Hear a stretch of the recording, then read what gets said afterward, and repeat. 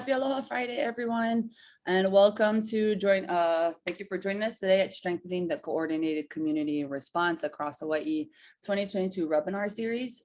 Today is part 2 of Bridging the Gap, how to build and sustain effective multidisciplinary collaboration, presented by Julie German and Erica Olson. Let me spotlight myself. Okay. My name is Makwaina Mahoy, and I will be serving as a facilitator for you folks. Let me switch slides. Hey. First, I would like to thank the organizers of this training. This training series was created as an effort informed by domestic violence fatality review stakeholders from across the state and is presented through a partnership between the Hawaii State Department of Health, the Hawaii State Judiciary, and provided by Hawaii Public Health Institute. Our sponsors who are providing continuing education credits, we want to thank the Hawaii Public Health Training Hui, the Western Region Public Health Training Center, and the Public Health Learning Network. Some Zoom housekeeping for today. All participants are muted upon entry. For any questions or comments that you have, please utilize the chat boxes or the Q&A boxes located at the bottom of your screen. And this webinar is being recorded and will be posted on the Hawaii Public Health Training Hui's YouTube channel and will be shared in a link in the Mahalo email following today's session. Here are 5 continuing education credit topic areas that will be provided.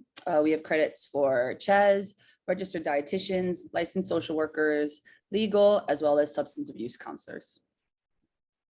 If you are requesting continuing education credits, you must have attended last week, Friday, and today's webinar is live. You must complete the evaluation surveys, which will be provided again shortly after this training is PAL. The deadline to complete today's survey is Thursday, May 19th by 5 p.m. For any folks who are calling in, please email me at makamai@hifi.org, which includes your name and the phone number that you used today. And all the certificates of attendance for part 1 and part 2 will be emailed out to you folks by Friday, May 27th. I was going to kick it off and get right started. I'm going to hand it over to our guest trainers, Julie and Erica, and they will lead us right into part 2.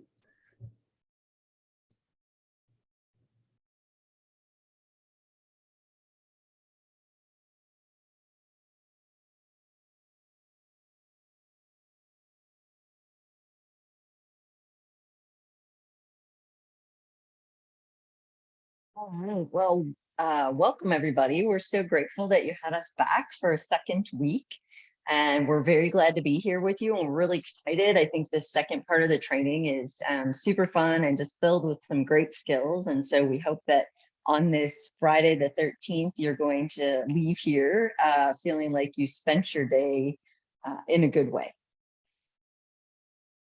So to start out, we just wanted to do a little icebreaker to use the mentee again and to get everybody in there. So if you want to go to a separate browser or on your smartphone and enter the code, go to mentee.com, enter the code 60807085 and answer the question, if you could have superpower that you want, what would it be? So apologies, everybody. I'm presenting from a different place than my home last time, and so my my screen froze. So I apologize if I wasn't communicating and you are communicating with me. As you guys are talking about your superpower, I think maybe now mine might be that I could have instant internet at my fingertips anytime, anywhere for today. So, but again, if you just use your browser or your smartphone, type in that code. What superpower? Teleportation, flying.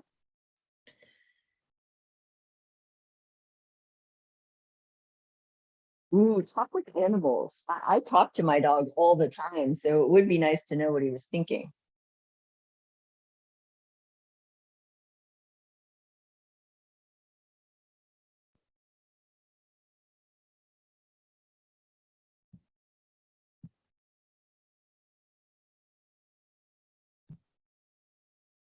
Magic wand. We definitely have some Harry Potter fans out there. Never take a bad selfie. Now that's an amazing. My kids Mind tease me reading. all the time because my selfie skills are poor. They're just poor. I've seen your pictures. I thought they're pretty good. I'm gonna have to differ with them. Oh, talk with animals. That would be beautiful.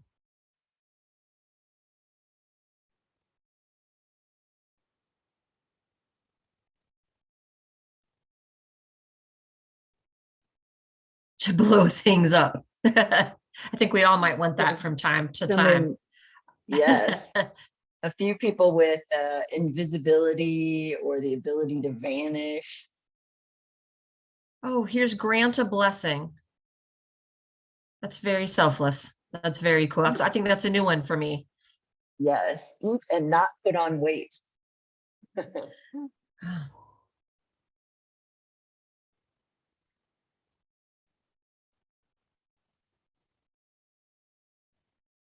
Well, thanks for all of those who participated.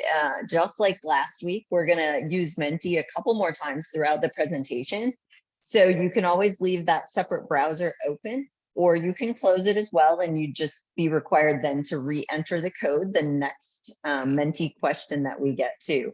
And today we're really going to be talking a lot about skills. And so I kind of like to think that we're going to give you all some superpowers that you can take back to your multidisciplinary work. It might not be the power of flight, and we strongly suggest that you don't try flying. But we do think we're going to give you some skills. We'll at least try to boost your human powers, even if we can't give you superpowers. And I do just want to say at the outset, my apologies if my internet cuts in and out. Julie is an amazing captain. If for some reason I'm not talking, I'll catch back in. But I think it's also a nice way to remind us that we are human. Sometimes things don't always go as planned. So I just wanted to say that in advance if I can't type fast enough, and apologies in advance if it freezes up a little more. But Julie, I know you can pitch in anytime, because why? Because you are an amazing support. So we teased out a little bit last time with the bridge design, just to sort of refresh your memory, and that we have span, design, and supports. And so today what we want to talk about are supports for your multidisciplinary team or your coordinated community response. And really our supports, just like a bridge, are made up of maybe some specific elements. So really when we think about it, we want to think about it in sort of three ways. One is your people. The second is the culture of your group or organization.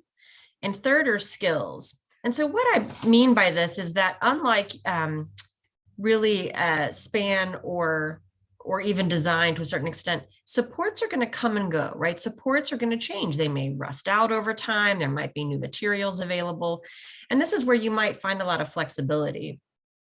But it'll also really help you strengthen your team. So they may change over time.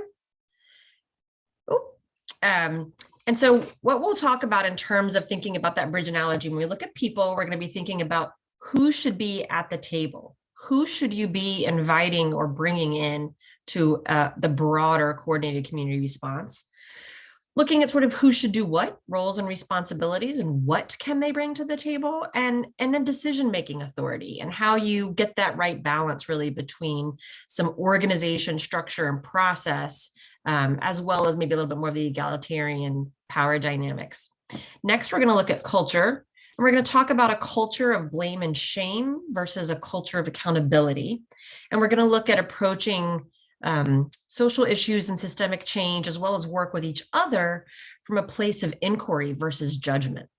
And then last, we're going to take a look at skills. And primarily for today's session, we're really going to be looking at communication and interpersonal skills.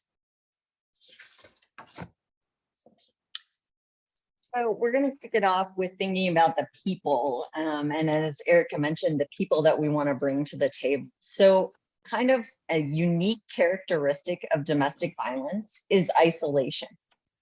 Domestic violence tends to occur in isolation, and then it isolates the victims from community life. So countering this pervasive isolation with a coordinated community response is perhaps the strongest way to eliminate domestic violence from our society. The whole community must become alerted to the problem and how to best support our victims and convey to abusers that one, abuse is a crime that's never justified, and two, that it's not going to be tolerated in our community. And so, as I mentioned to you last week, when we talked about people a little bit, we said, you know, this idea of a coordinated response might start with an individual or a couple individuals who are your spark people. And then you're going to get your little core team together, your kindling to your fire, and that may be your criminal justice partners. But really, one of the key differences between coordinated community response and any other multidisciplinary work that you may have been part of in the past, like a sexual assault response team or a domestic violence response team, is really the addition of more community stakeholders. So at that core, we may have advocates, law enforcement, healthcare providers, prosecutors, but then we recognize that we need this larger response of our whole community to really centralize victim safety and offender accountability. So this is a list. It is not completely comprehensive list because it's going to depend on who in your community can bring something to the table to improve the safety for victims. So your list of who's in your coordinated community response may look like this, may not, but it's some good suggestions about where you could start. And I know we have a fair number of people from public health in this training, and so I wanted to mention that when you're thinking about the people to bring to the table, that sometimes those people can bring a unique perspective that really helps your team get established and gets the support from other disciplines that you might need.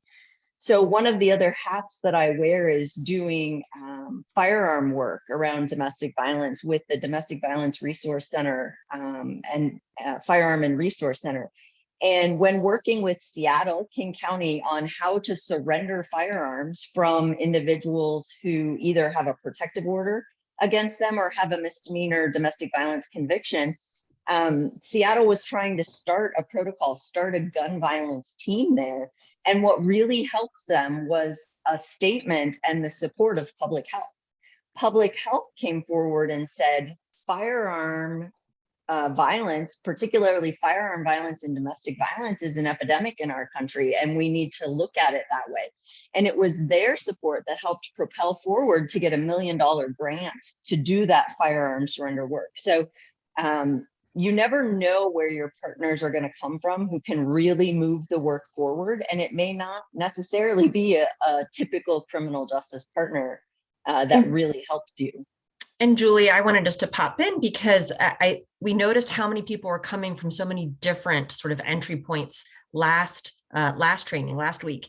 And I just wanted to share a little bit about my experience when I was presenting on policy points for the Gender Policy Council to work on ending violence against women. We had a listening session where representatives from every branch of the executive, every agency came so that we could talk to them about what role they have in ending violence against women.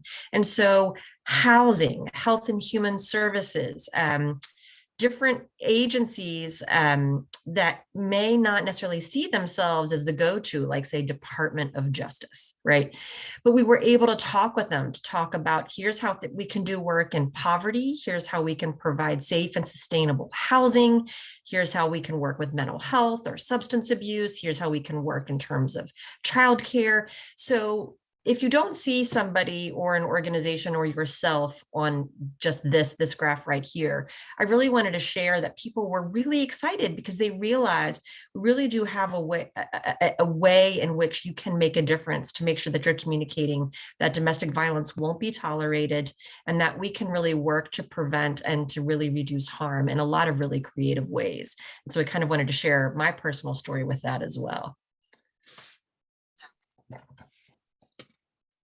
This next slide reminds us that even when we get the right people at the table, it doesn't always guarantee good collaboration. And I think that's why a lot of you are here today is, you know, how do we get the good collaboration? I think we all have experiences of temperament, communication styles, turf wars. impacting even the strongest of teams. So I love these monkeys because, you all know people like this. You all work with them, those who don't want to speak or hear or see the things that are going on. And I like to say they're the folks who don't want to play well, don't work and play well with others. But just like engineers, when we're building our bridge, anticipate what could corrode that structural material and supports.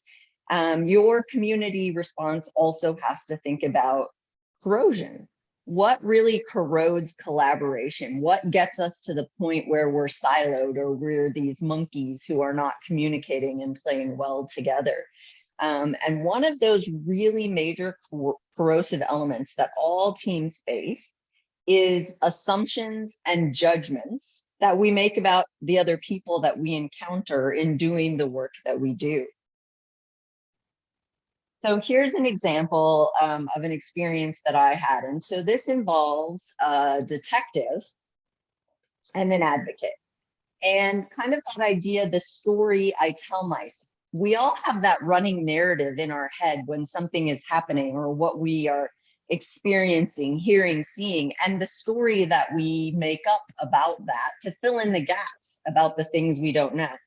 So in this case, this involved a sexual assault advocate and an interview with a victim. This particular detective was the kind of detective, he had a big, long handlebar mustache. He wore his gun all the time, even when it was unnecessary. He wore sunglasses, even when he was indoors, right? And so this advocate, upon meeting this detective, is telling herself the story of, oh my gosh, this is a big macho cowboy cop mentality. She already had an impression of who she thought he was by his appearance. And during the course of this interview, the detective asked a lot of questions about the victim's bra. He asked about the size of the bra, the cup size, the material, was it silky or lacy, the color that it had been. And this was not a brand new victim's advocate. So she'd been to plenty of these interviews, and she was really feeling like something was very different. And the story she started to tell herself as this interview was being conducted is, here's a victim who's quite young and attractive. He's asking all these kind of overly personal questions about her lingerie, and that he's really just doing this to satisfy his own curiosity. Maybe he's re-victimizing her. He's being uncomfortable. Frankly, between the way he dresses, the mustache, the sunglasses, the questions he's asking her, this guy's a jerk. This detective is an absolute jerk, right? And so based on what she was seeing and hearing, she had told herself a story about this individual that she had to work. And there will be a part 2 to this later on. But what I want you to think about is how often we do that. We hear or see some part of something and we tell ourselves a story about the rest of it. Or we hear or see something from one individual and we tell ourselves a story about that person's intent or behavior in the action. So what is something that you think a lot of professionals get wrong about your profession that makes it harder for you to work together? Is there one thing that you wish other professions knew about either your position or the responsibilities of that position that would make working together easier, that would have them doing less of filling in their own story for you? And if you go to mentee, I'm advancing the question right now, so you should be able to participate. So the code is the 60807085. And I think a good example maybe to help get, if you want to sort of figure out what we're asking, Julie and I would talk about advocates really want prosecutors to do X, Y, and Z. And then the problem is that, and Julie can certainly tell this, she has a great work story and a training story about this, but not understanding what Julie can or can't do changes how I see her, rather than she obviously has a bias against these cases, Julie can come back to me and say, actually, I can't charge this case, or I don't have this right. And I don't know if Julie, you want to share your story now or on another slide. I think it's so illustrative. Save it. Sure, I'm going to save it for another slide, but I will share with you why I chose the image that I did on this mentee. And it's part because each of the little men, when they play foosball, right, they have their area to guard and to be in charge of moving the ball when it gets into their area. But they're also very limited. They can go forward and back and they can go sideways, but they can't go diagonal and they can't switch lanes. They can't jump onto a different bar, right? They're pretty much stuck in just their two ways of movement. And I think sometimes we look at other professions and we forget that they're bound by statutory regulation, by the job duties, by what their boss sets as protocol. And we think that they have the ability to move in ways that they really don't. So I think foosball really demonstrates that for us. So thank you for all of you who are participating. I see lots of great answers, how vital we are. I don't solve complex problems in one day. Amen. The critical importance of cultural competency. There are legal limits to what police, prosecutors, judges, and probation can do. Absolutely, we're all bound by our statutory mandates. How much we rely on others doing their work thoroughly. See, I don't know why this isn't scrolling. Maybe those are all the answers.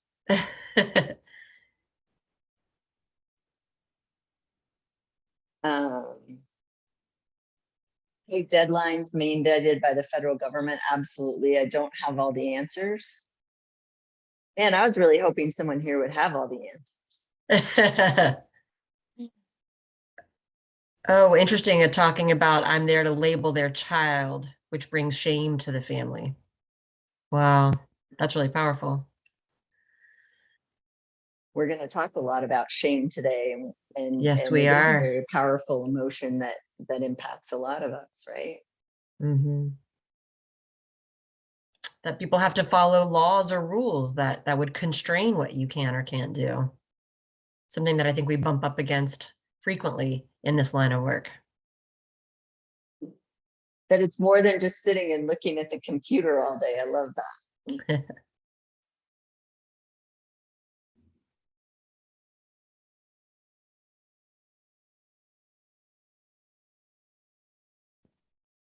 Scrolling through these, I'm hoping you all get an opportunity to read a lot of them because these are really powerful. I'd like them to know how many things I juggle.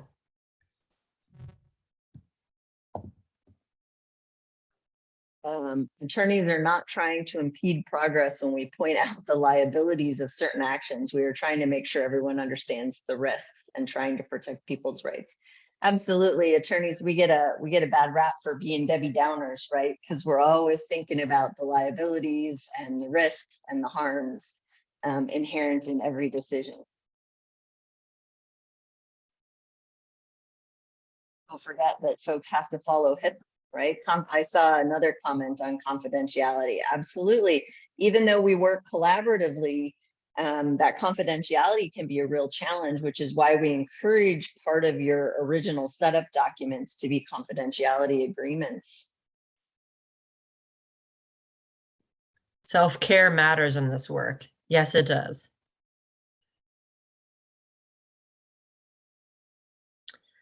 There's that magic wand again. You see how much would be changed if we just had magic wands.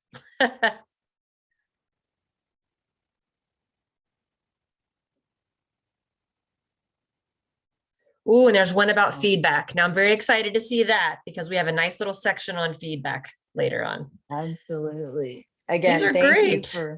Thank you all for participating. And I think the fact that you all had so many answers to share there really speaks to the fact that we aren't as clear and as explicit with each other as we need to be to understand everybody's role, everybody's expectations, and everybody's job duties. So again, thank you for sharing all of that.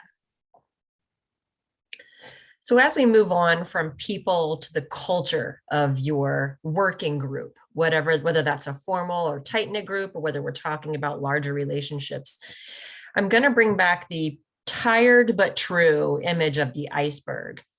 And the reason is just because it's really so applicable. So when we think about our organizational culture, right, that sort of work culture, there's that top part that's pretty visible, that's pretty explicit, right? Which is we might talk about strategy, we might talk about what our shared values are, we might have some structures or some processes in place. But really, the thing about icebergs is what's beneath the surface, right? In nature, actually, part of the reason is that the differences between the pure ice and the seawater is so vast, so different, that's why we only see about 10 to 12% of an entire iceberg above the waterline. And it's really the same for culture. We think about those things that we really don't see explicitly, but that are just as strong of an influence on the culture and the decisions and the actions or inactions that we take and how we work with each other. And these are things like perceptions, beliefs. What are the unspoken norms of a culture? And so example, you might think about law enforcement or criminal justice culture versus perhaps social work, or perhaps systems-based versus community-based. But when you take just that one iceberg and then you start to do a coordinated community response, then you're looking at multiple icebergs, right? Think about how all of these layer one on top of another.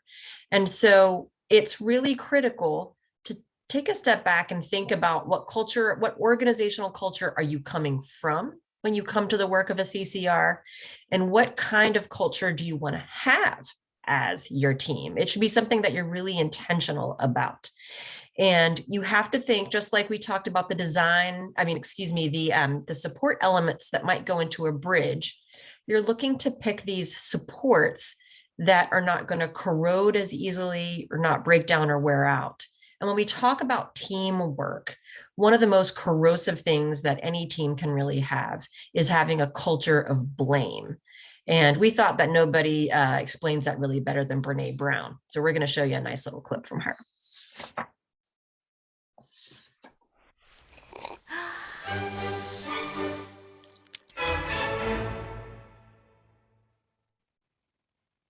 How many of you are blamers? How many of you, when something goes wrong, the first thing you want to know is whose fault it is? Hi, my name is Brene. I'm a blamer. Let me just tell you this quick story. So this is a couple years ago when I first realized the magnitude to which I blame. I'm in my house. I have on white slacks and a pink sweater set, and I'm drinking a cup of coffee in my kitchen. It's a full cup of coffee. I drop it on the tile floor. It goes into a million pieces, splashes up all over me. And a millisecond after it hit the floor, right out of my mouth is this: "Damn you, Steve." Who is my husband? Because let me tell you how fast this works for me. So Steve plays water polo with a group of friends. And the night before, he went to go play water polo. And I said, hey, make sure you come back at 10, because I can never fall asleep into your home. And he got back like at 10:30. And so I went to bed a little bit later than I thought. Ergo, my second cup of coffee that I probably would not be having had he come home when we discussed. Therefore, and so the rest of that story is I'm cleaning up the kitchen. Steve calls, caller ID. I'm like, hey. He's like, hey, what's going on, babe? What's going on? So I'll tell you exactly what's going on. I'm cleaning up the coffee that spilled all, like dial tone. Because he knows. How many of you go to that place when something bad happens, the first thing you want to know is whose fault is it? I'd rather it be my fault than no one's fault. Because why? Why? Because it gives us some semblance of control. But here, if you enjoy blaming, this is where you should stick your fingers in your ear and do the na thing, because I'm getting ready to ruin it for you. Because here's what we know from the research. Blame is simply the discharging of discomfort and pain. It has an inverse relationship with accountability. Accountability, by definition, is a vulnerable process. It means me calling you and saying, hey, my feelings were really hurt about this, and talking. It's not blaming. Blaming is simply a way that we discharge anger. People who blame a lot seldom have the tenacity and grit to actually hold people accountable, because we expend all of our energy raging for 15 seconds and figuring out whose fault something is. And blaming is very corrosive in relationships, and it's one of the reasons we miss our opportunities for empathy. Because when something happens and we're hearing a story, we're not really listening. We're in the place where I was, making the connections as quickly as we can about whose fault something was.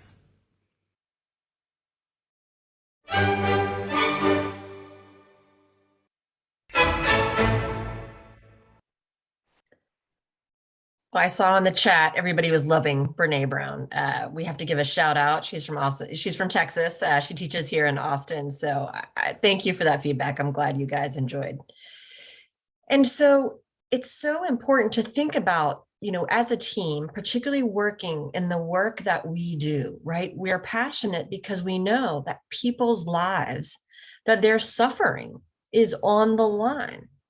So there's a lot of emotion. There's a lot of pain, as Brene highlighted, in our work.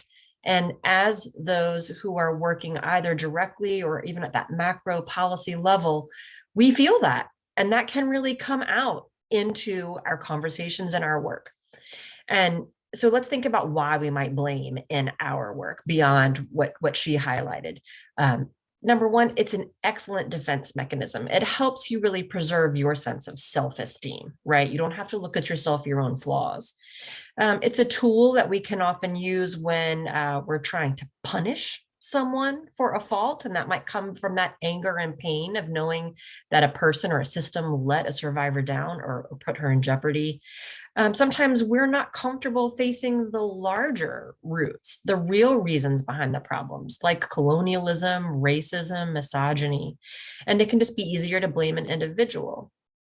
And so then we think, well, what's so bad about that, right? At the end of the day, we're talking about holding somebody accountable. What's wrong with saying, hey, you really screwed up on that case, or you're really messing up these meetings.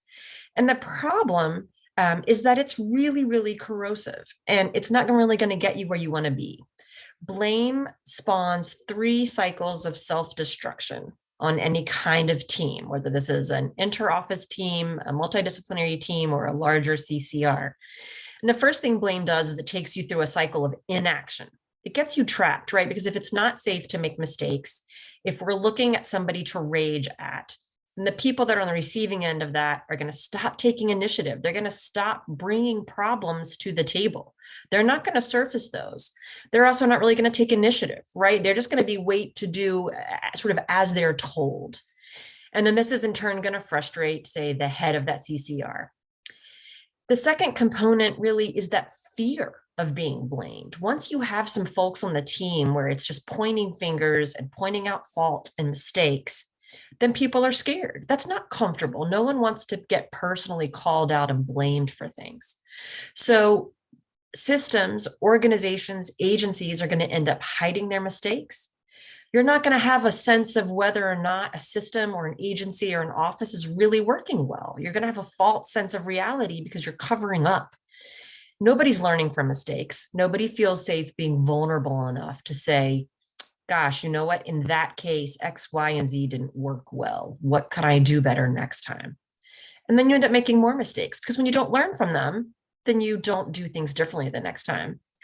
And the third cycle that the fear of blame can cause on a team is this cycle of infighting. Well, now folks are getting defensive, right? You're getting defensive. You're going to start to deflect blame. You're going to start pointing fingers at each other. Then nobody's going to cooperate. And in our first session, we talked about how cooperation is so important. We looked at those factors of collaboration.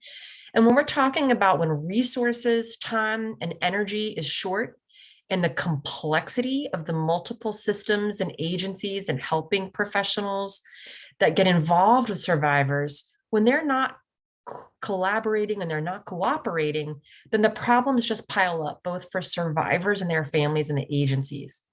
And I think a great way to think about this is either if you're house training a puppy or if you've got like a toddler, right, or small child, when we shame and blame them, then they just sneak off and do the same behaviors, right? It's sneaking and hiding. When we move to a culture of accountability, we can make sure that we surface those problems and we actually deal with them and move forward. And so probably your next question is, great, how do we do that? now that we know, what we should do, what's the answer? And the answer is a culture of accountability. The difference in these two organizational cultures or mindsets really is three key areas. One is in what you believe, what is the individual as well as the team focused on, and then the results that you're going to get. And so as you look over this table, I hope you maybe think about what both your direct day-to-day culture is like and where you're coming from, as well as what kind of culture you'd want to see on a coordinated community response.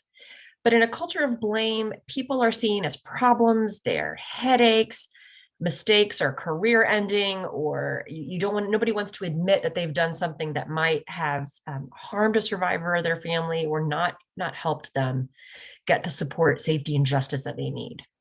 Whereas a culture of accountability, people are problem solvers. We all make mistakes. We can learn from those. And problems are opportunities to do things better. Cultures of blame, you're focused on, like Brene, who's wrong, right? Your team is damn you, Erica. It's someone else's fault. And it's about people. It's personalized. It's individuals. It's really looking backwards and it's assigning punishment.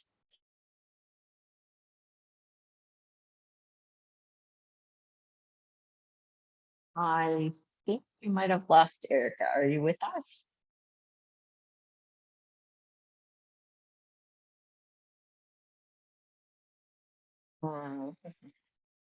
Yeah, shucks, I think she's frozen.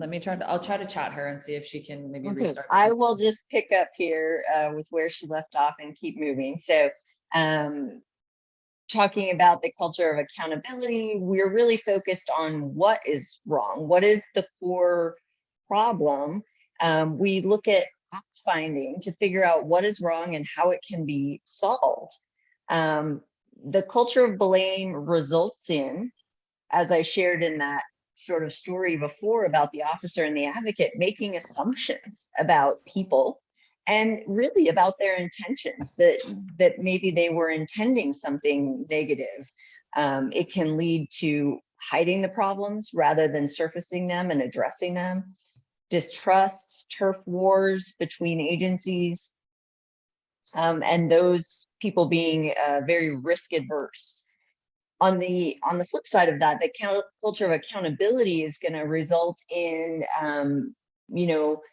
a very high functioning team where you're able to delegate decision-making authority because there's a high level of trust between all members within that team. And we trust that they're all there for the right reasons to do the right thing. We are more innovative. We take more risks in a culture of accountability because there isn't this negative blame and shame for failure, for making mistakes. So Julie won't blame me for, she won't say to me, Erica, that was so unprofessional what you did. Julie will say to me, wow, in that training, we had some internet problems. What can we do in the future to solve those? So again, I thank you all for your patience. But as Julie was up and finished, but is there anything else you want to add about that? No, not at all. I just think that you can really see the difference between the two cultures and what the outcomes are. And then what we'd like to share with you next is how do you create that culture of accountability on your CCR? One of the ways that you can create this culture of accountability is trying to build consensus through the process of inquiry. So when I use the word inquiry, I really define it to mean the practice of seeking what is both true and useful. So when we talk about that, that incident with the advocate and the officer that I described earlier, after she had come to the point where the advocate had decided that this officer was just a jerk, she asked him to go out into the hall with her and have a discussion about the way this interview was going. And she had two choices when she got to the hall. One would be blaming and shaming, and one would be accountability. The blaming and shaming would look like, I can't believe you're doing this. I can't believe you're asking about her clothing in that way. You are re-victimizing this poor girl who's just been raped, right? The other avenue would be through inquiry, to ask some good answerable questions about what was happening. And the advocate in this situation chose the inquiry route and asked, I've been to a lot of these interviews before. This one feels different to me. And in part, it's because of your many, many questions about this young woman's bra. Is there a basis for this? And the officer said, yeah, in fact, there is. We recovered a bra from the crime scene, and we're hoping that she can identify it as hers without sharing with her what it looks like, or what it's made of, or anything like that. And so he was trying to corroborate a very specific piece of his case, but it was coming off as voyeurism or something negative towards this victim. And by choosing the path of inquiry, that advocate actually, maintained that relationship with that officer instead of putting them at odds by blaming and shaming him, when it turns out that what he was doing, if she understood it, was actually really what he needed to be doing. So when you're trying to focus on what is both true and useful, you can turn judgment into curiosity. So when we find ourselves judging or making an assumption that detective is a jerk, like the advocate in my story, you have to turn that into a question. Instead of assuming a bad intent, ask a question about the behavior that you're concerned about. What is the context? Why is this interview different than all the past interviews I've been to?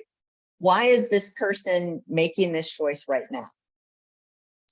Another thing you can do when you are focused on inquiry is, if you are in a disagreement with a team member, you can turn it into a shared exploration. So find a question that you can try to answer together that gets into whatever it is you're disagreeing about. Your conflict won't necessarily go away. The disagreement might still remain, but it often sort of recedes into the background while you get engaged in this shared exploration of trying to solve the question that you've posed. Turning defensiveness into self-reflection, when you find yourself getting defensive, or even defensive on someone else's behalf, as the advocate was, you have to stop and say, why am I feeling this way? Why is this individual triggering me? What about this situation is making me so defensive? So when we can self-reflect on why we might be reacting to another person in a particular way, that really helps us walk on that path of what is both true and useful. And then finally, turn those assumptions into questions. It truly is the key to learning. So the next time you find yourself in a disagreement or in a position of making an assumption or a judgment about a situation, sit down, take out that yellow notepad, and try to come up with 3 real and answerable questions about that situation, aside from the judgment that you're making. A handout that came out to you for this training is this choice map. It's another tool that you can use in your work as either an individual or on a team or a group, that really will help shift efforts away from that culture of judgment, shame, and blame to one of inquiry and accountability. So this one is a blueprint for how to implement some of these keystones and shift your team to a culture of inquiry and accountability. And so when you look at the start, you have anything that impacts you in that moment, our little blue person there, thoughts, feelings, circumstances, something that you're hearing, experiencing. And you can choose the learner mindset, which is the top route, the teal colored route, right? Where you're asking questions, you're engaging in inquiry. What happened? What assumptions am I making about what happened? What is the other person thinking, feeling, and wanting? versus the purple lower route, the judger mindset, which is something that I experience, think, feel, and I immediately go to, as Brene said, whose fault is it? And can end you up kind of in that judger pit where we're just negatively caught in this cycle of blaming and shaming, and it's really a lose-lose situation for our relationships and for our teams. The last critical support we'd like to cover today are really good interpersonal skills, which you can use in all kinds of areas in your life, but in particular, CCRs really can't exist or function without trust and healthy relationships between partners. So can't remember if we talked about, Erica, can you help me? Did we already talk about the SART team splintering? We did. In our previous training, we shared how our Austin sexual assault response team splintered into two, which reminds me of the arch enemies. We warned you about our bad jokes, by the way. Right. So, you know, when we talked about that story last week of the SART team splintering into two fractions, that's really a perfect example that we don't really live or work in bubbles. And so one way that we can really strengthen our relationships, and one of the skills that we're going to focus on a lot today, is communication. So just like our design process, clarity in communication is really critical to preventing corrosion. We have to be, as we talked about last week, explicit in our communication. So this sounds really good in theory, and in another Brene Brown quote, who likes to say communication should be clear, and that clear is kind and unclear is unkind. But what does it really look like in practice? How we all have that one person in our lives, I think, that we might refer to as brutally honest. I have that person that I like to take shopping with me, the brutally honest person who will be like, no, that is not for you. You should not wear yellow. But what we need to do in teams is get to the point where we can have the honest part without the brutal part. How can we balance candor with respect and the need for improvement, and ensure that we're not corroding trust and delving back into the blame game?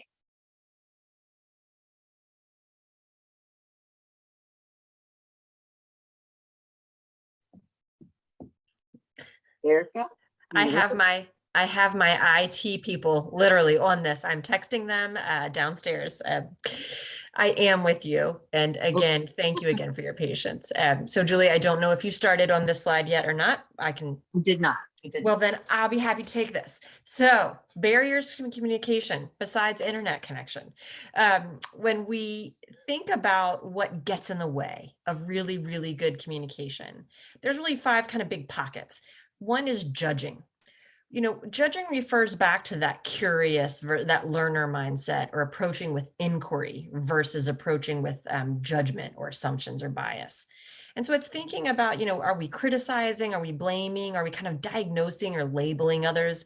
And I don't mean diagnosing with mental health, right? But I mean, do we call them a problem, right? Are they, oh, it's her, oh, it's that person again. Another thing is our attention. When we don't pay full attention, that's a real barrier to communication. Are we preoccupied? Are we multitasking? You know, are we on our phones and are we distracted? And that's really important when we're talking about really specific, serious cases and issues, but just one-on-one, when you don't feel heard or listened to or important, then that trust breaks down. It starts to corrode. A third barrier is technical language or jargon. On coordinated community response teams, we all come from different backgrounds, lenses, professions, educational backgrounds. And so, you know, I laugh because sometimes when I'm talking with someone, it feels like an alphabet soup, right?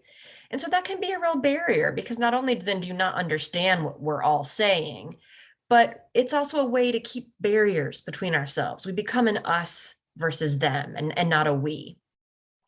Another barrier is giving the unwanted solutions or opinions or advice. We don't mean to, but I call this when you get should on. And I warned you about explicitness. You should do this. You should have done that. And a last barrier is really missing or not acknowledging the concerns of others, not really hearing them. I come from North Carolina, and I had an aunt who said, "Darling, you got two ears and one mouth for a reason." And so we don't actively hear either what the person is saying or what they're really trying to say. But the good news is you can balance that out, right? So now that you sort of know what are some barriers, these are the ways to build better communication with your team members, and honestly, really with anyone. The first skill that you can really start to build is active listening. Again, there's that listen twice as much as you speak. Keep a mindset of curiosity and try to refrain from interrupting. Let them finish what they need to say. We often find ourselves talking over each other. We just want to get our point out so bad, but slow that down. Another technique that you can use are just your nonverbal behaviors. And I think you all have heard this a lot before, right? But if you're sitting there with your arms crossed, or you're checking your watch, or you're looking at it, it's not receptive, and it shuts the other person down. And when we shut down people, we don't get information that we need. So nod your head, smile, make little, okay. Be open, receptive, keep eye contact. Another technique is ask open-ended questions in your communications. It shows your interest really, as well as it helps you get clarity. So yes or no, black or white answers don't help you dig deep. And that's really important when you are getting in some of those difficult, tense situations about how a particular system is doing or how a particular office or person is doing. Another effective tool is to use clear and concise language. It just goes back to that Brene Brown quote and what Julie had said. Clear is kind. Clarify, summarize, or paraphrase. I come from a social work background, and so it was absolutely ingrained in us for counseling skills would be to say, so if I'm hearing you correctly, blah, blah, blah. But again, it might sound like a silly or a formal thing to do, but it reduces the chances of misunderstanding. And it also ensures that you get the info you need to make decisions or form opinions and take action. And it lets the other person know that you are tuned into them, you are listening. Be empathetic. Again, that just goes back to we all have a basic need to be heard and acknowledged. And so when we're coming from different perspectives, perhaps it's law enforcement or criminal justice versus social work or advocacy or mental health, or when we're coming from a systems-based perspective versus a community-based or a grassroots perspective, we need to know, and I've heard Dr. Brown, thank you very much. Yes, Dr. Brene Brown. But we need to make sure that we're all giving room, that we acknowledge and understand where the other person is coming from, because that really is going to de-escalate the tension when you get into some of those heated conversations and discussions. Provide feedback. We're going to go over this a little bit more in a minute, but understand that while feedback's a necessary component of professional accountability and growth, giving or receiving it puts us in a place of vulnerability, right? And that can be uncomfortable. That can be really difficult. And last is, in terms of communications, when you develop trust and rapport, it really means doing what you say you will, right? Your actions have to match your words. Be consistent, be honest, communicate with integrity, and that trust is naturally going to build and strengthen over time.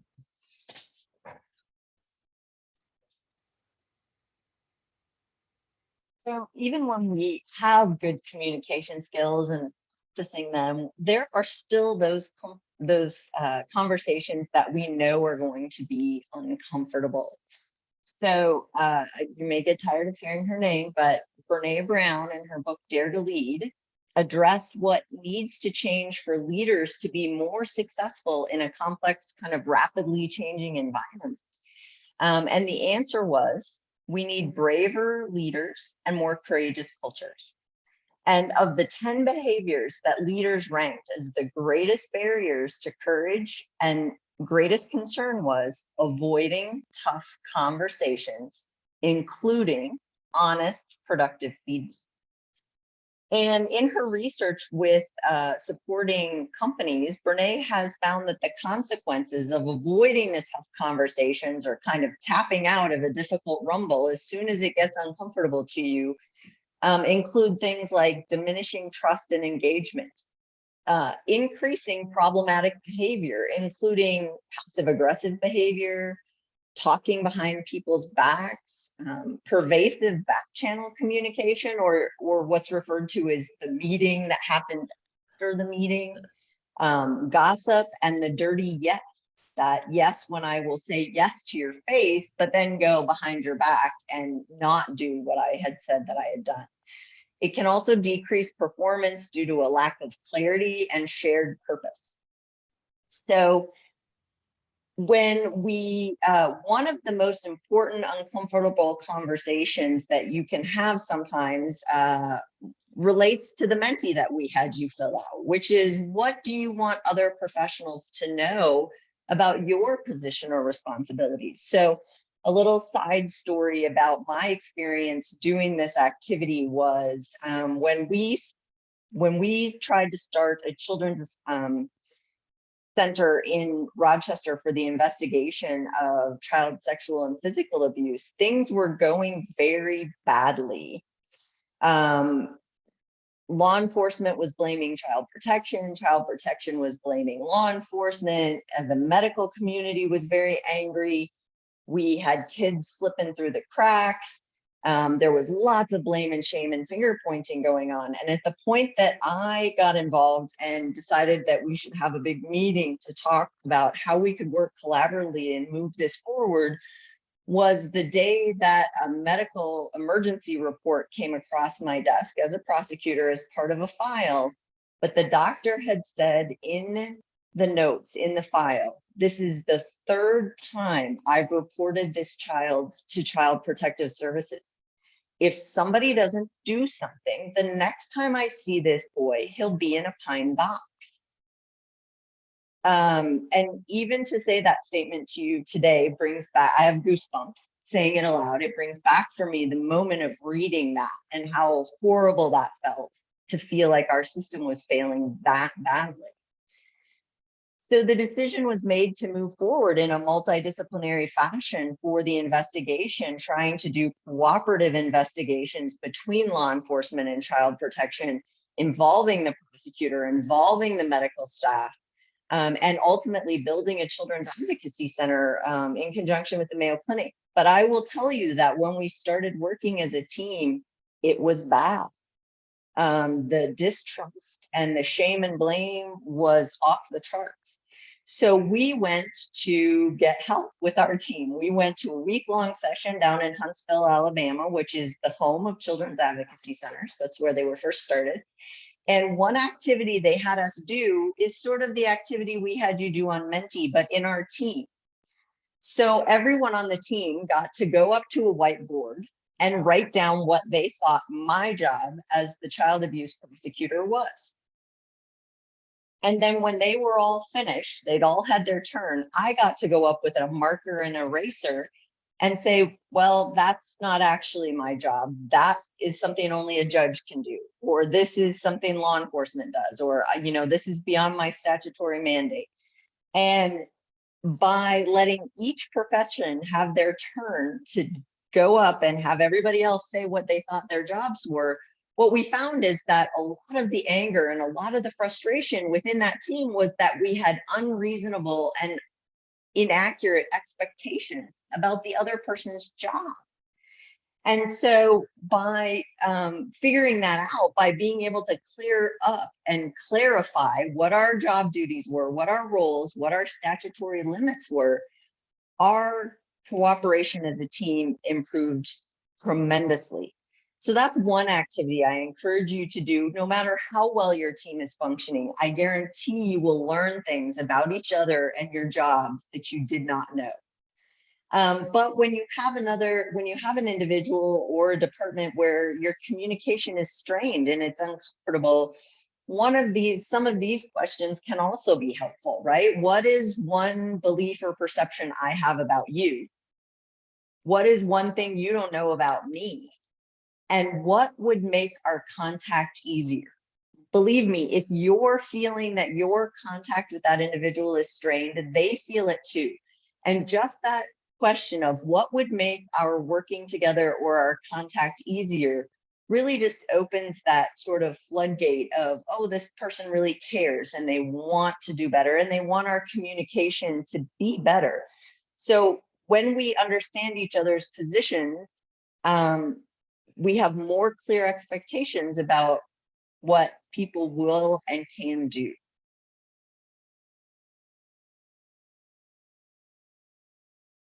Within teams, there will be, even for the most skilled communicators, there will be conflict. And chances are when you hear that word conflict, you cringe a little bit and you think of either something horrible that happened in your work setting or maybe in your personal life where there was some intense conflict.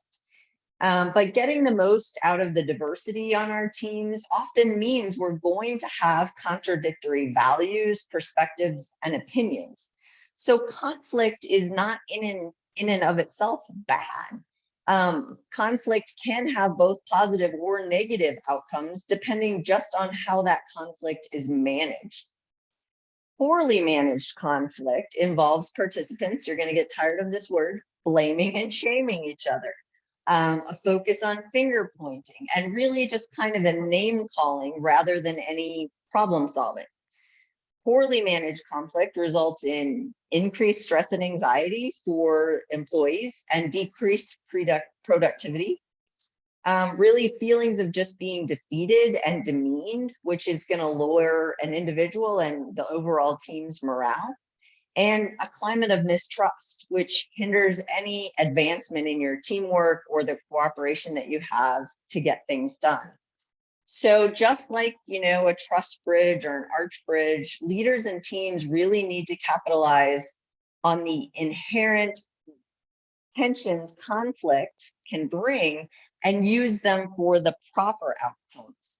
Because properly managed conflict can help raise and address problems. Properly managed conflict will identify issues and solve them. They can energize the work to be most focused on the most important priorities.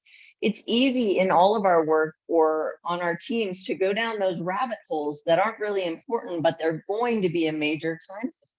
When we know how to manage conflict, we can focus in on what we need to be working on. It can really help people be real and vulnerable and motivate them to participate fully in the discussion and in moving your team forward.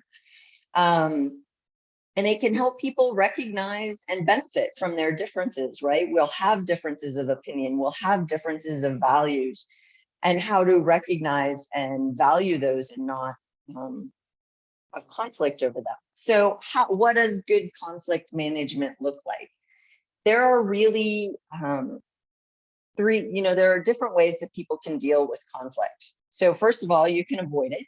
And you'd probably agree that a lot of us choose the avoidance path fairly often. You just pretend it's not there, you ignore it. But using this approach only when it's simply not worth the effort to argue. And avoiding it, I think we all recognize, tends to worsen the conflict over time because the conflict doesn't really go away when you avoid it. You're just not making it worse or bringing it to light. You can accommodate the conflict, right? So that's when you just give in to the other person. And sometimes to the extent you have to compromise yourself to do that. So this is an approach you want to use to conflict pretty sparingly and infrequently. In situations where you know that you will have another more useful approach, maybe in the near future. Using this approach a lot can worsen conflict over time, and it can cause conflicts within yourself because you always feel like you're giving up to someone else or you're giving up a part of yourself to accommodate someone else.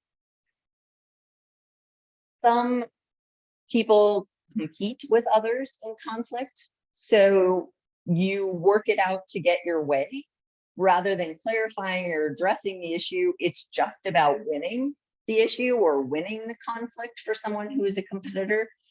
And competitors, of course, are going to love the accommodators because accommodators are going to give in and let the competitors win. You want to use this approach when you have very strong conviction about your position. Then we have compromise. And we often think that, maybe that's the absolute best solution to conflict management because it's a mutual give and take. This approach is used when the goal is to get past the issue and just move on together. How do we compromise? In my house, sometimes the compromise over a particular treat is one kid gets to cut it, but the other kid gets to pick the half that they want to have. So that might be the compromise. And then finally, there's collaboration where the focus is on working together. And you want to use this collaborative approach when the goal is to meet as many current needs as possible by utilizing some mutual resources. So collaboration can also be used when the goal is to cultivate ownership and commitment of your team. But kind of an example or something to think about the difference between compromising and collaborating is the story of the two chefs. So there are two chefs and they both need an orange to complete the recipes they're working on. And there's only one orange left in the kitchen.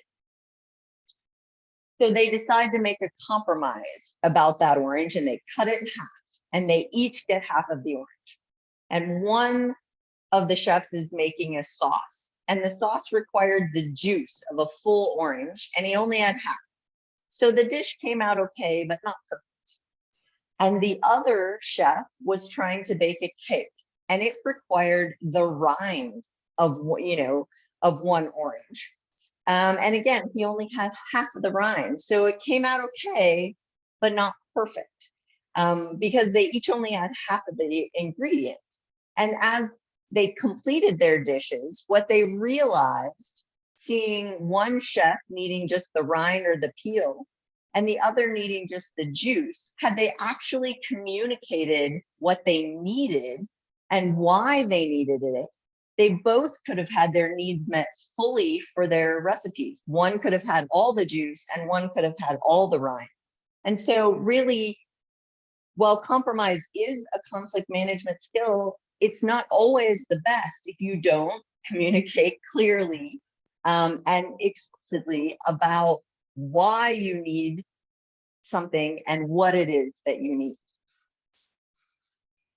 So again, we want to let you know that one of the resources that we provided ahead of this training is a managing conflict handout that you might be able to use in your day-to-day work with others and on your CCRs and MDTs.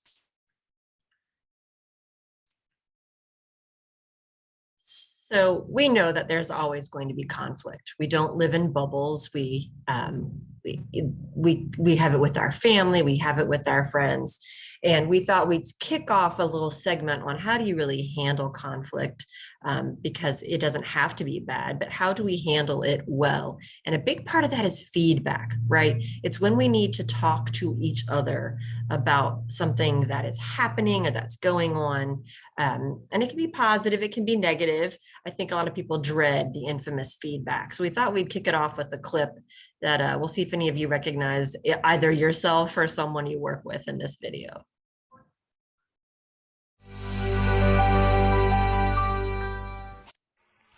Hey, Sherry. Oh, hey, Ted, come on in. Sure. I know we're all really busy, so I appreciate you coming to talk to me. Oh, of course. Anytime. Yeah. Anytime. Great. So I just wanted to take this time to talk to you about your communication on our project that we've been working on.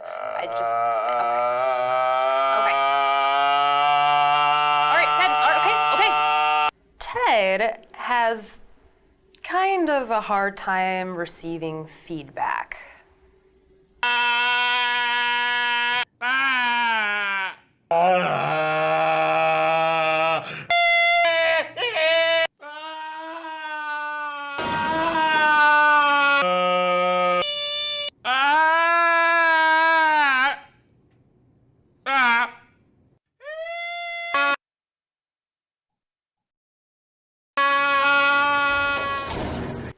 is just Ted.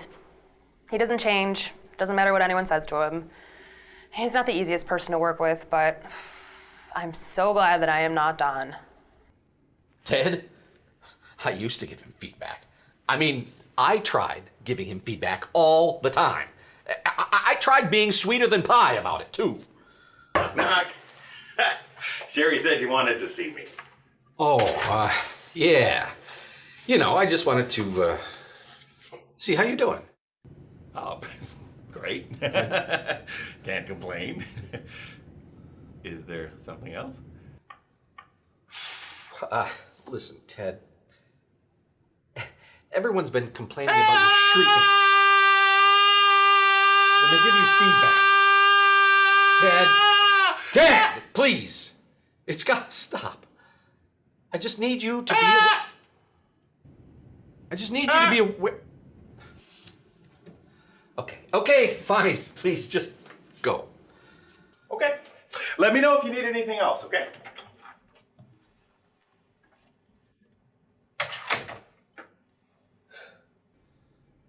He does an okay job, but he could be so much better. There's a wall in front of him, a wall of shrieks. Nothing gets in. I've given up. I'm gonna leave him alone from now on.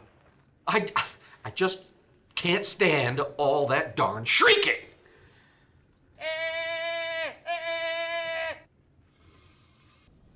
How well do I take feedback? Let me think. I like to think that I'm one of the people who remains open to what others have to say, you know? Some people around here can't take any criticism, and honestly, I'm glad I'm not one of them. I mean, if you want to improve your job performance, feedback makes a big difference. Okay, how'd we do? Yeah, we're all set. Okay, good. I mean, you did pretty good, I guess. No, it's okay, though. It would have been better if you'd looked at me instead of...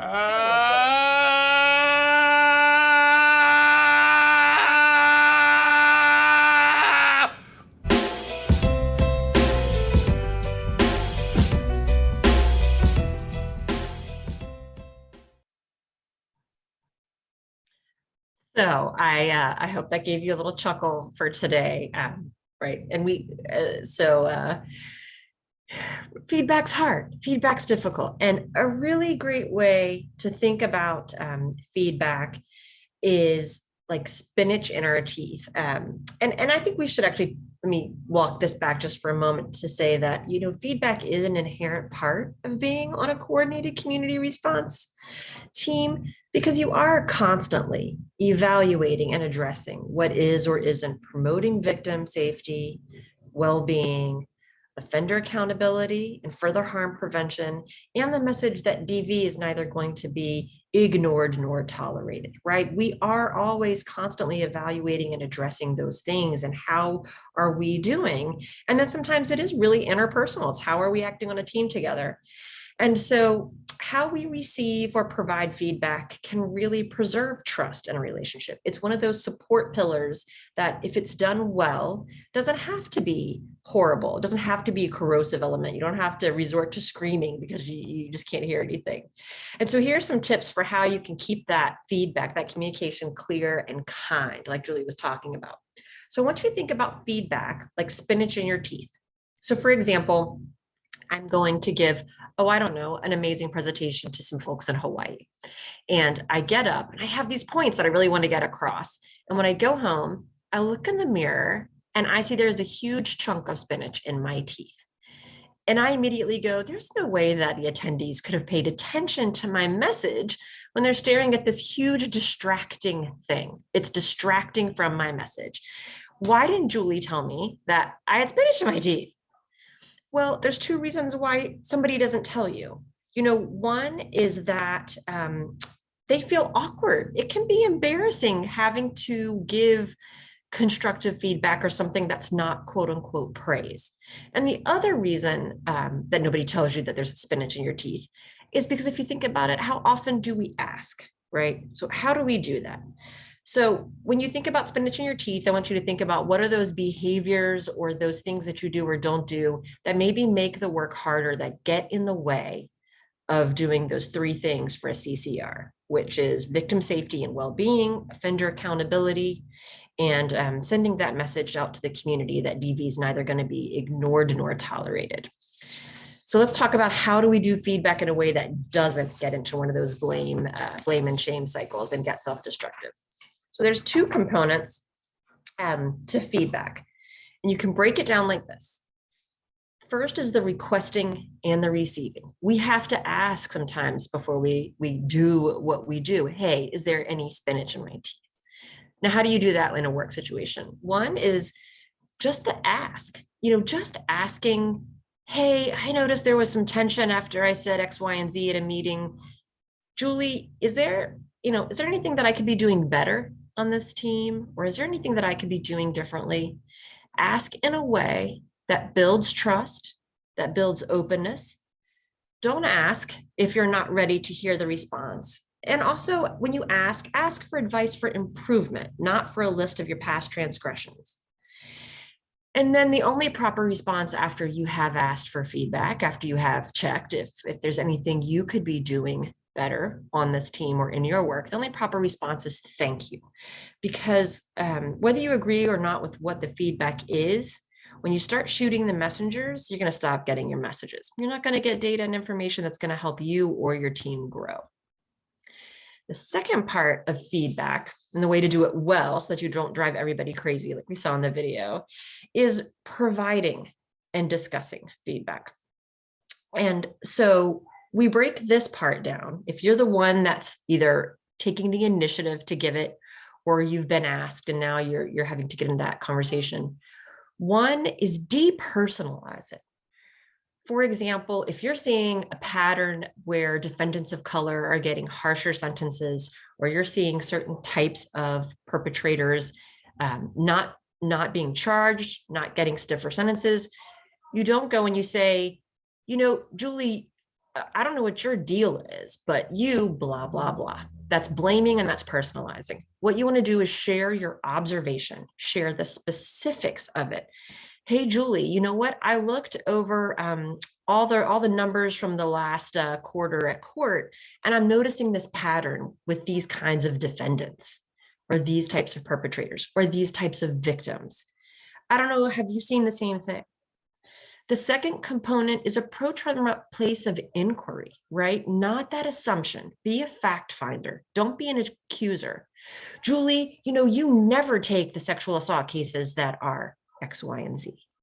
You approach from inquiry. Hey, Julie, you know what? I've noticed this pattern. I don't know if you've seen the same pattern I have, but what do you think's going on there? Approach from inquiry. And the reason that that's important is because Julie may have information for you that somebody else that you're giving that feedback with may have information that you don't know about. And then you can go, okay, oh, thanks. I see that there's more to that situation. Okay, I didn't have that info. Thanks for letting me know that. Now that makes more sense. And last, it's again that same principle of we just say, okay, great, thank you. Because even if you don't agree, right, you're not always going to get to a place of agreement if you need to discuss some feedback issues. But what you can do is at least say, okay, well, this is what I'm seeing and this is what you're saying. How can we move forward? How can we move forward as a team or as two individuals? And let's get back and get focused on the survivor.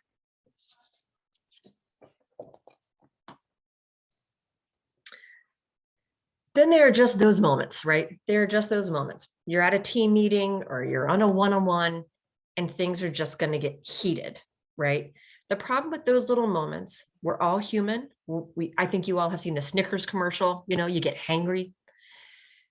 But teams can erode, like that Austin SART team we discussed earlier, really with death by 1,000 paper cuts. So I want to talk about a couple of techniques that you can use in your day-to-day heat of the moment, really tense conflict areas where you can just sort of cool down, take a pause, and that way you're not ruining those relationships on your team. The first one I'm going to talk to you about is the 6 seconds technique. I know a lot of times we talk about there's no place for emotions in the workplace. And I think even in one of the mentees that Julie did, we saw something in there about I have to act logically and not emotionally. But it's really important to know that emotions are actually incredibly useful because they give us data. They give us data about what's going on in the moment, what's going on with us. And it's really important because when you think about it, emotions are actually peptides. There are these peptides that are produced by the hypothalamus. And they're chemicals that are released, and they go coursing through our bodies and our brains. And what these peptides are doing is seeking out receptor cells. They're looking for either a threat or an opportunity. And think about that when you think about a verbal altercation, or think about somebody just kind of getting in your face and things are getting heated. You actually can feel this process, the physiological symptoms. If you think about it, your face might feel flushed or hot. Your heart rate can go up, your muscles can clench, you can clench up your hands. What you're feeling are those peptides where they cascade down, they find a receptor because your body is reading someone being verbally aggressive or critical of you as a threat. And so your nervous system responds in this way. And these receptors find a key, unlock, find a key, unlock, and we call that the cascade effect. And it takes about 6 seconds. And so it's not hard to understand why with the physiology of this. Why do we erupt in the moment? Why can't we always keep our cool? But it's quick, it's 6 seconds, and it's physical and in the background. The good news is that it only takes about 6 seconds to interrupt that cascade effect.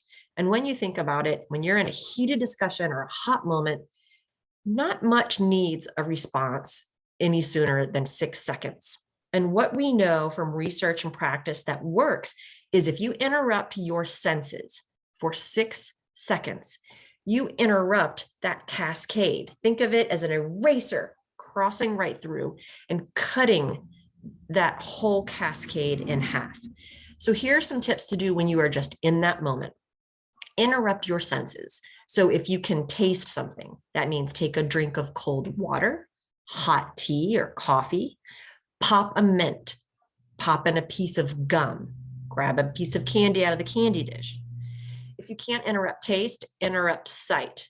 Disengage and look around the room, and in your mind, find 3 round things, name them. Put your hands, if you need to do touch, on a cold desk, fidget with a pen. Even if all you can really do is just deep breathing, where you breathe in for 4 counts, out for 4 counts. All of those stop that cascade, and you'll be surprised at how you can take a pause and actually disengage and get things sort of back on track a little bit. The second technique that you can use is called, oh, I'm sorry, we have a video. We have another video. We're going to try to entertain you today. This next video is going to talk about how do you manage those emotions a little bit.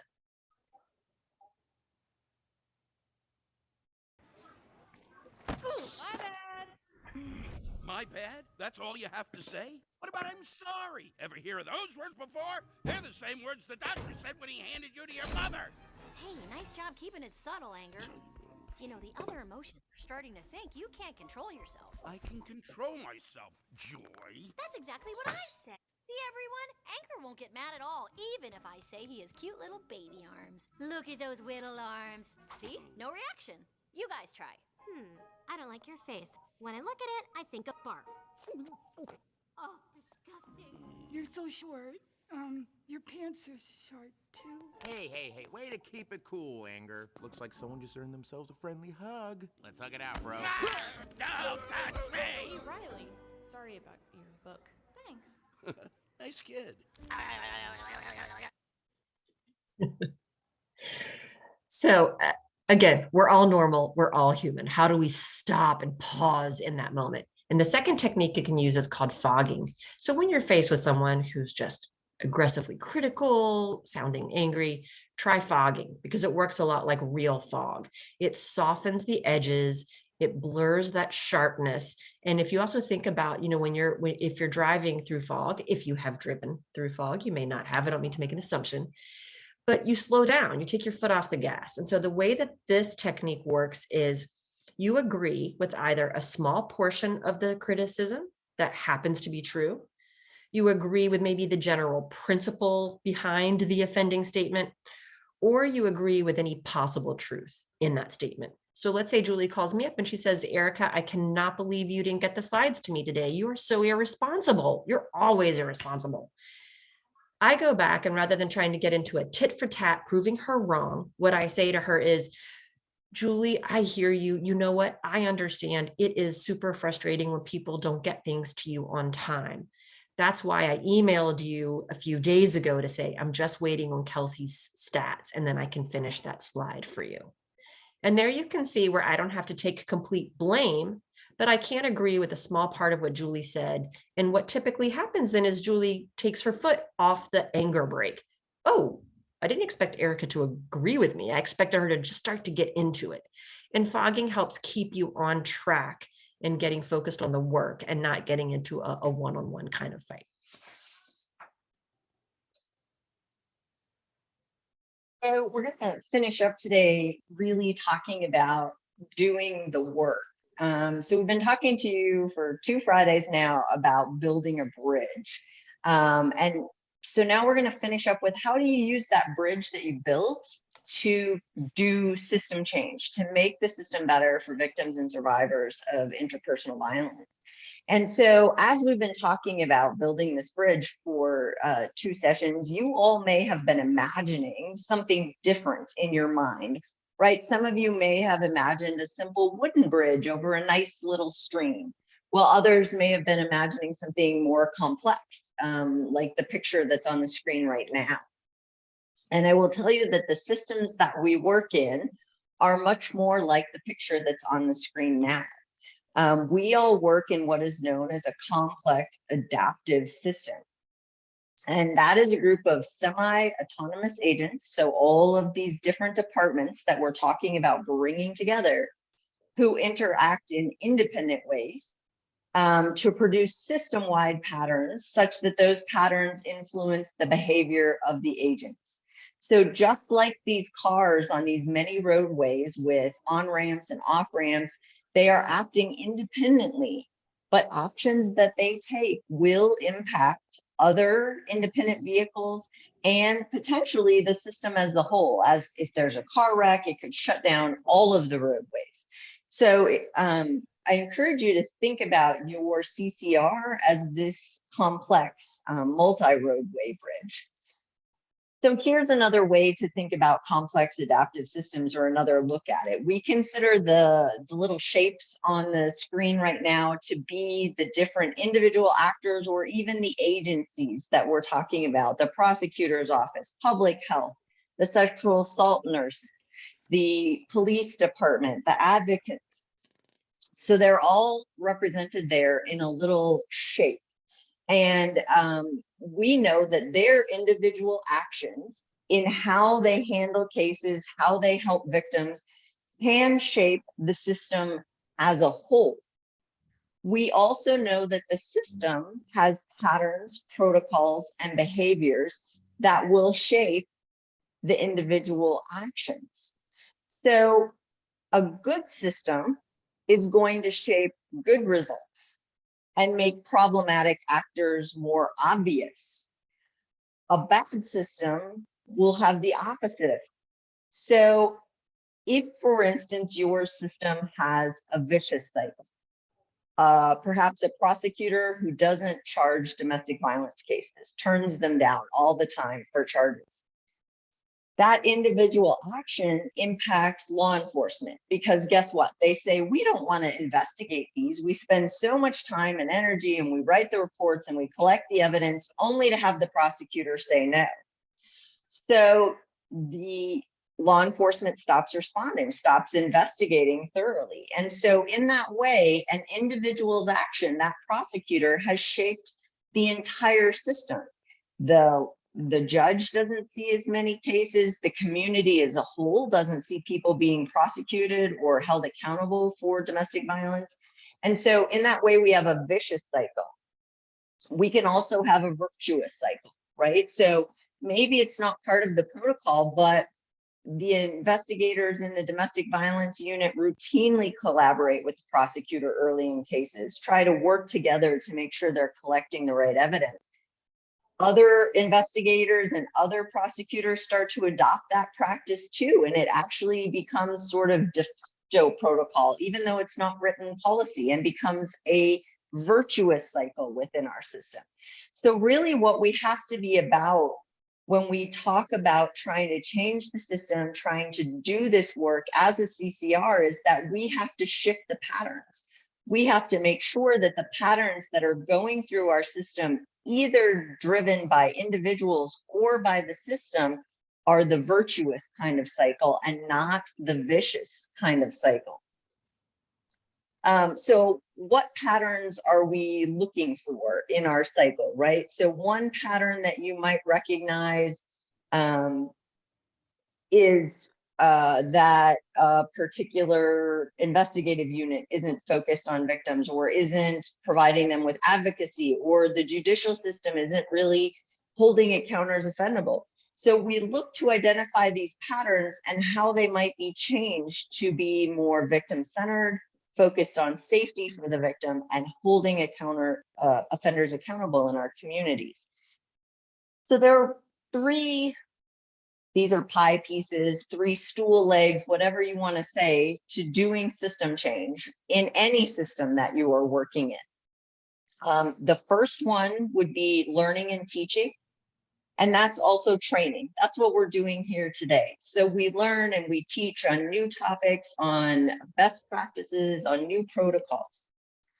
The next one would be intending and shaping, which is we write policy and protocol that is up to date, it's current, it's clear, it's written, and it's up to date.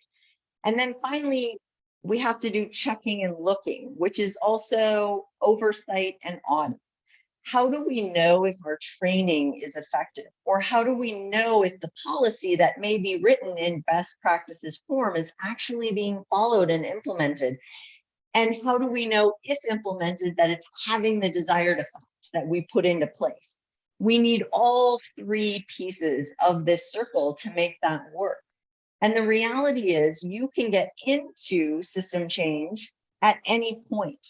So when you survey your community for your CCR to see what services are available and what's already going on, you may say, the first thing we learned is our policy is really lacking. It was written back in the 1980s. Nobody's updated it. It's not reflective of what we know about intimate partner violence. So we're going to rewrite our policy. Well, once you rewrite the policy, you're going to have to train on it. If you have a new policy and you want someone to follow it, you're going to have to train on it. So training might follow policy writing. And then that would be ultimately followed by oversight and audit. Are supervisors in departments ensuring that this new policy is being followed on a day-to-day basis? And are we doing semi-annual or annual audits to see that the new policy that we wrote is actually having the impact we wanted it to have? But maybe you decide that what's lacking in your community is training and you want to start there. Or maybe you want to start with that big audit just to truly see what's going on. You can start system change anywhere, but all 3 pieces have to be a part of all of your efforts.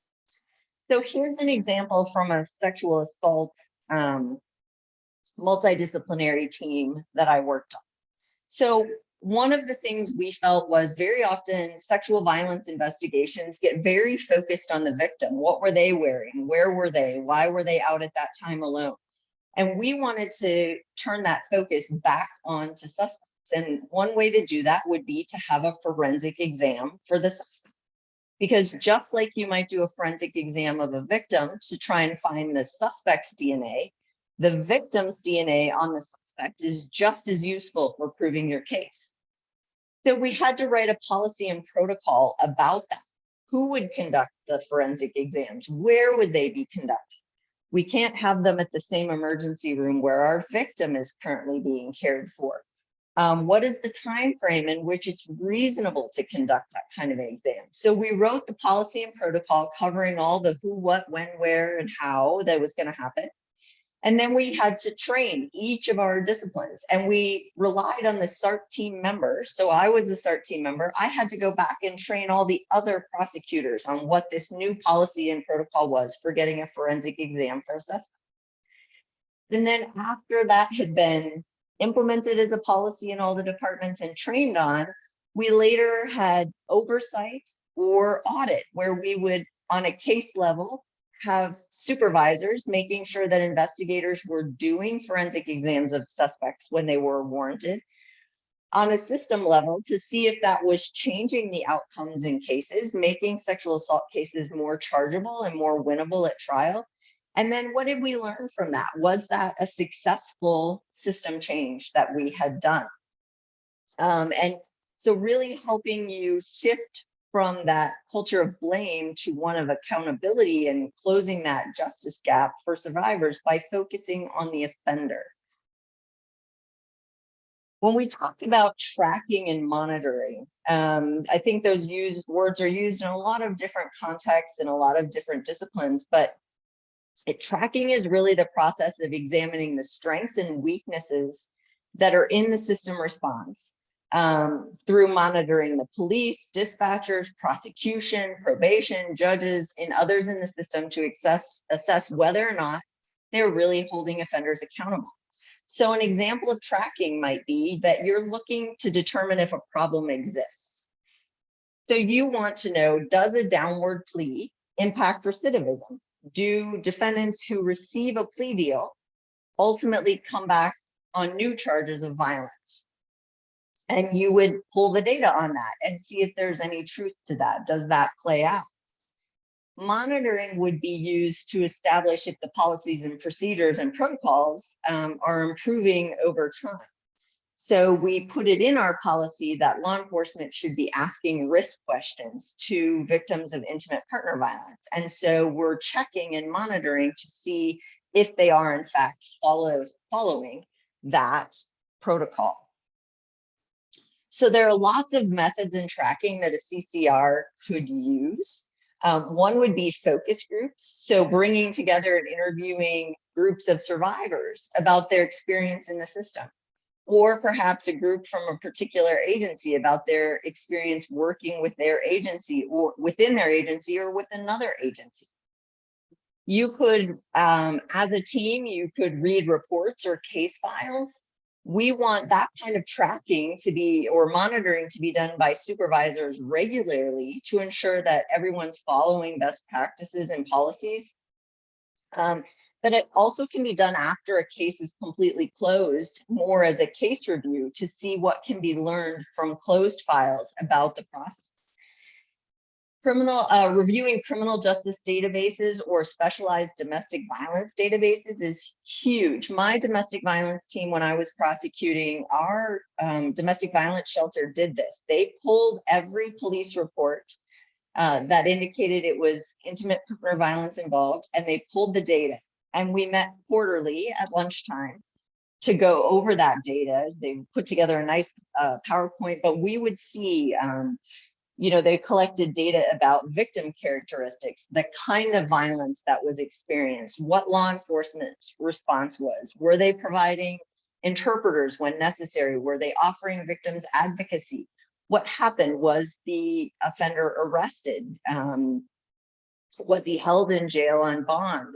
What was the outcome in the case? Was there a plea deal? Was it dismissed? Was there a conviction at trial? And by looking at these large bits of data, it's so helpful to people within the group, because as a prosecutor, as a police officer, as an advocate, you're taking on cases one at a time, day by day, and it's harder to see those huge trends that you can get from reviewing files on a quarterly basis, a yearly basis. There's also observation can be a huge method of tracking and monitoring, things like ride-alongs with law enforcement.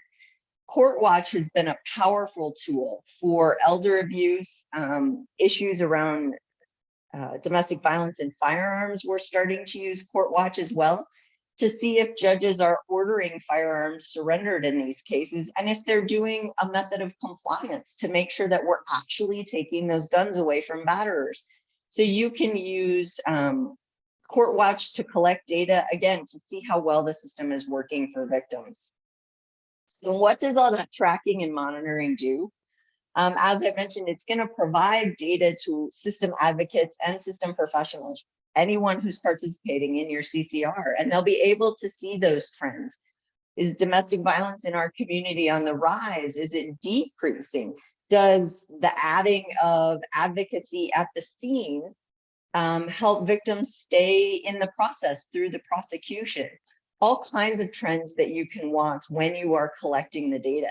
It will help you identify system gaps. Are there services that are missing? Where are we not meeting the needs of victims and survivors? It will help you determine if there's adherence to a new policy or protocol. It's really not enough just to pass a new policy or protocol and just sit back and hope that people are going to do it and that we're going to see an improvement in our system. We have to know that it's actually being followed. It can really be a service to your partner agencies within the CCR. For instance, reviewing law enforcement files, advocacy could find out that there are a lot more victims who are reporting to law enforcement than are actually seeking advocacy services, or vice versa. And we can figure out where that disconnect is coming from. And then finally, it really improves advocacy for survivors. The more we look at the data, the more we look at the trends, the more we can improve the system, which is ultimately the goal, to improve the system, to keep victims safer, and to decrease intimate partner violence in our community. So with that, and I know we ran just a little bit over, but I think we do still have 20 minutes or so allotted for questions.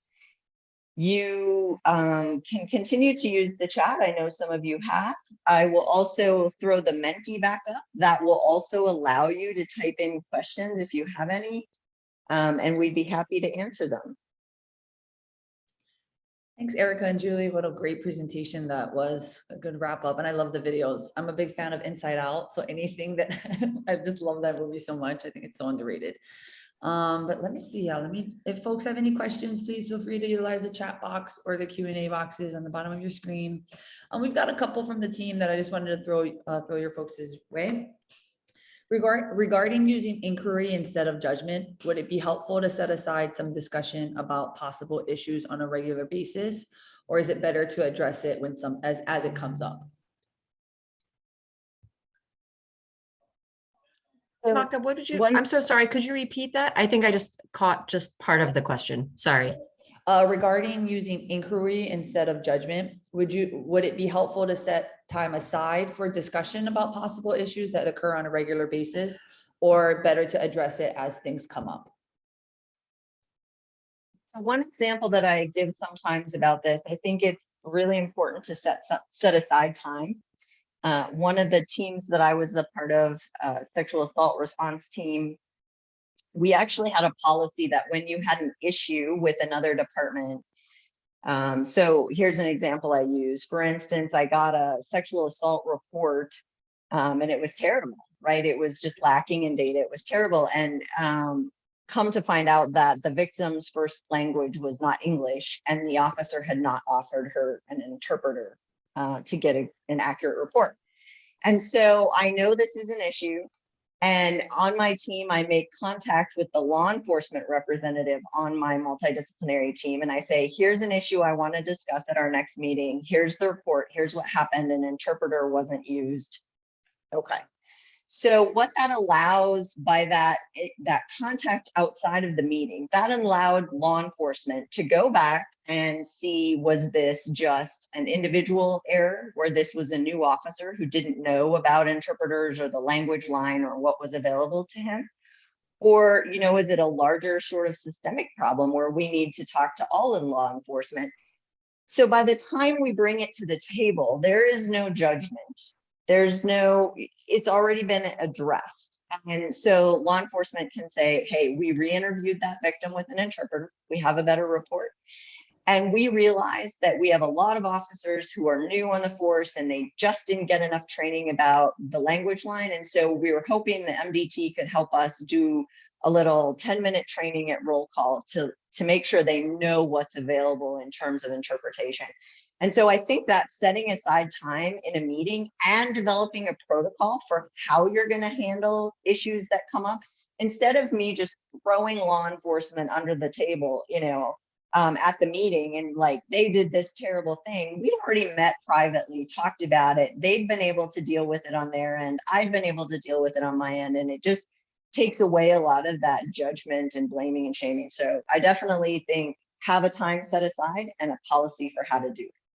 And I would add on to that, that it should be actually part of, depending on what you're doing, it can be part of your process, like we described earlier. So for example, when I led domestic violence fatality review, that's all we're doing, right? We are setting aside that time to look at one case and find the gaps of what went wrong. What's important is that when you set aside time, it's that language that I'll go back to with the culture of accountability. So you might have in your welcome handbook, or you might have a process, and the process is going to be what? Make sure that your language, right, reflects non-personalization.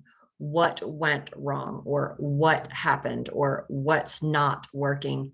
And I would make it the what, and then I would also make it forward, right? Not looking backwards at, sometimes you have to evaluate, you have to look at those cases like Julie talked about when you're auditing or looking at patterns backwards, but structuring that in the process as part of it and making sure it's what didn't work right, or what could we do better next time.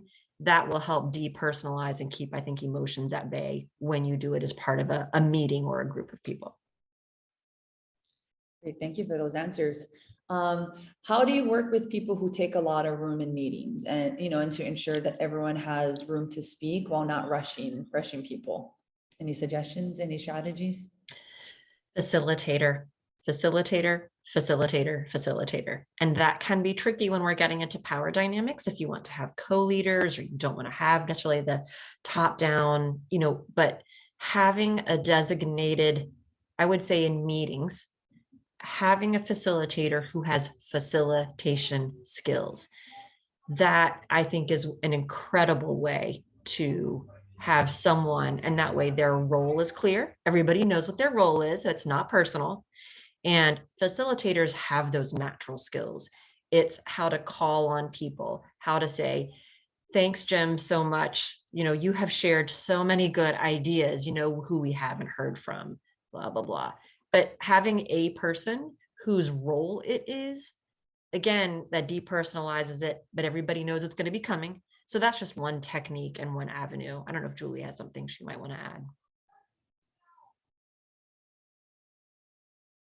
Yeah, I just took us off screen share. So I think nobody was typing in questions. So I thought, sometimes you like to see people's face.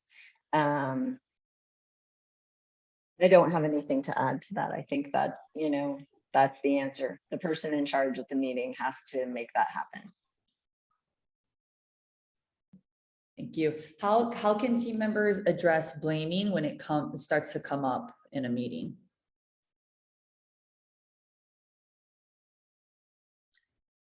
I think part of it is modeling the language again. If it's a one-on-one, if it's happening, it's difficult to call somebody out. So I do think you should be careful where you don't go, hey, Jim, that's not appropriate. It's again, having that facilitator to say, I know that it's really interrupting the conversation. So interrupt it, right? If it's starting to get into an argument and it's not productive and it is becoming blaming and shaming, that's the facilitator's role. And that might be the head of the team or the head of the working group, or it might be a person who is designated as the facilitator. And that facilitator interrupts that pattern, right? And it might be interjecting yourself, which means talking over someone. Sometimes that's just what has to happen. And you just say, and then you start with that acknowledgement piece. I can tell that we're all feeling passionate about X, whatever is going on. And I really appreciate that. What needs to happen so that this conversation doesn't devolve? Or it might be, I know that this is a serious issue. I know you all have really strong feelings about it. How can we get back to the mission or the scope?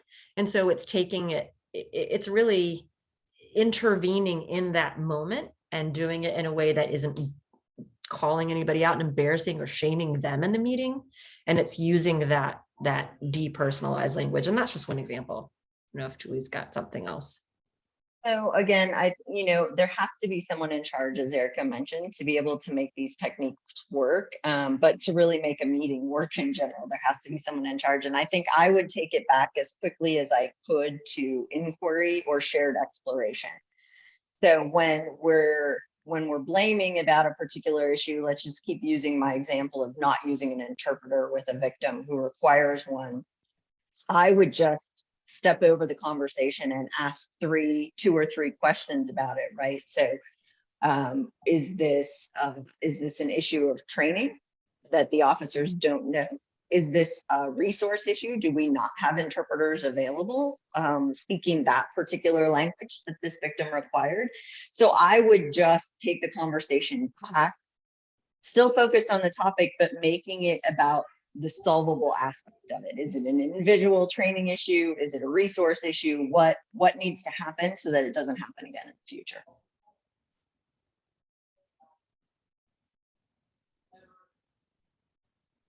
I'll put myself on mute.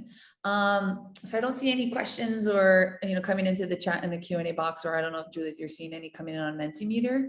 But no, I have not had any on Mentimeter. That's okay. We can wrap up and give folks 9 minutes back of their day. But I just want to give a warm mahalo to Erica and Julie again for being our wonderful guest speakers for this training series. I hope everyone who participated was able to take away a lot of expertise and knowledge from them. They were so great. And thank you all for joining us on Zoom, as well as the team behind the scenes. Just again, as a reminder, please remember to complete today's training evaluation. I will send that out in a mahalo email to you folks, along with the recording, as well as some of the videos that they both presented today. And again, that survey will be due by next week, Thursday, May 19th. Thank you all again for joining us, and appreciate all your important work in reducing domestic violence in your states. Aloha, happy Aloha Friday. Thank you, Julie. Thank you. I just learned this, right? We all have a great day. Bye-bye all.